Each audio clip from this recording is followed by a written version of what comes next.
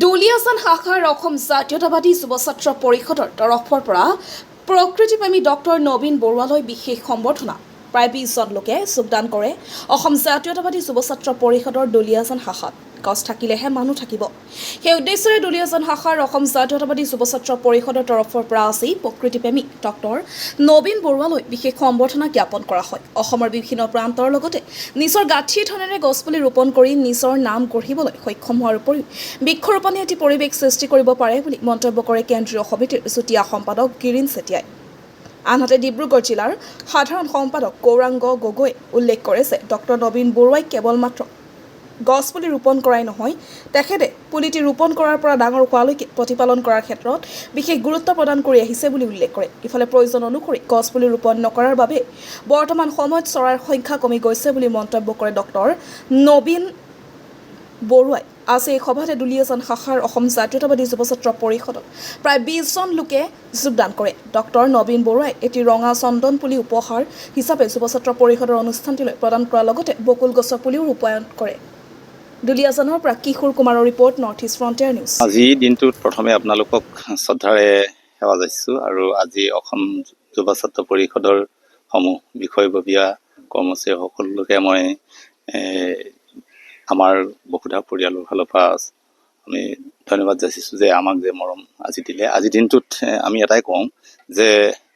এই যুৱ ছাত্ৰ পৰিষদৰ প্ৰতিজন ব্যক্তিয়ে অসমখনৰ প্ৰতিটো প্ৰান্তে প্ৰান্তে আছে সেই হিচাপেই সকলোৱে যদি মিলি আমাৰ অসমখনৰ কথা ভাবে যুৱ ছাত্ৰ পৰিষদৰ নামটো লৈ যে ভাল উজ্বলাব বিচাৰে তেতিয়াহ'লে সকলোৱে এডাল জৰিত কাম কৰি যাব লাগিব আৰু লগতে আমাক যি সন্মান দিলে আমাৰ যি আজি গছপুলি ৰোপণ কৰি আমি যেনেকুৱা মৰম পাইছোঁ এই মৰমৰ মূল্য গছপুলিটো আছে আজি ৰোপণ কৰা হ'ল সেই গছপুলিটো যেনেকৈ বাচি থাকিব তেনেকৈ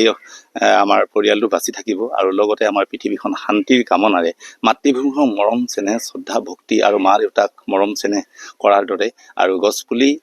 পৃথিৱীৰ শান্তিৰ কবচ আৰু গছ ৰোপণ কৰক প্ৰত্যেকেই নিজৰ ঘৰখন সুন্দৰ কৰক মাতৃভূমিখন সুন্দৰ কৰক আৰু আমাৰ এই দল যি আমাৰ আগুৱাই গৈ আছে তাত সহায় কৰক তাৰে কামনা কৰিছোঁ আৰু যাত্ৰাৰ পথত আপোনালোকে আমাৰ পথিক আচলতে আজি আমাৰ এই যি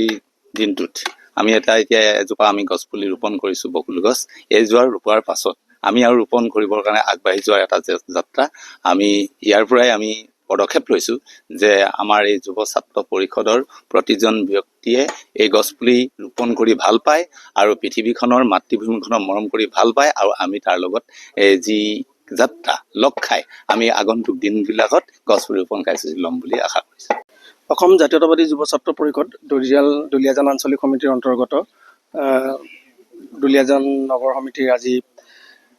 আমাৰ অস্থায়ী কাৰ্যালয়ত আজি আমাৰ যোগদান কাৰ্যসূচী আছিলে আমাৰ জাতীয়তাবাদী যুৱ ছাত্ৰ পৰিষদৰ প্ৰতি অনুপ্ৰাণিত হৈ আমাৰ কেইবাগৰাকীও নতুন সতীৰ্থ আগমন ঘটিছে গতিকে আজি এই আমাৰ জাতীয়তাবাদী যুৱ ছাত্ৰ পৰিষদৰ তেওঁলোকক আদৰি লৈছোঁ আমি আৰু লগতে আজি আমাৰ সৌভাগ্য আমাৰ প্ৰকৃতিপ্ৰেমী ডক্টৰ নবীন বৰুৱা ডাঙৰীয়া আমাৰ মাজত উপস্থিত হৈ আমি তেখেতকো সম্বৰ্ধনা জনালোঁ আৰু লগতে আমাৰ যি আজি গছপুলি ৰোপণ কাৰ্যসূচী আছিলে আমি ইতিমধ্যে সমাপন কৰিছোঁ।